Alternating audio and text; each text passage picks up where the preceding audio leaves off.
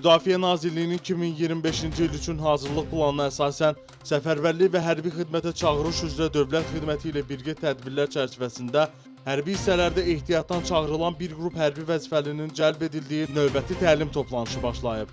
Bildirilib ki, Hərbi Dəniz Qüvvələrinin hərbi hissələrindən birində toplanışa qatılmış heyətlə praktiki məşğələlər keçirilib.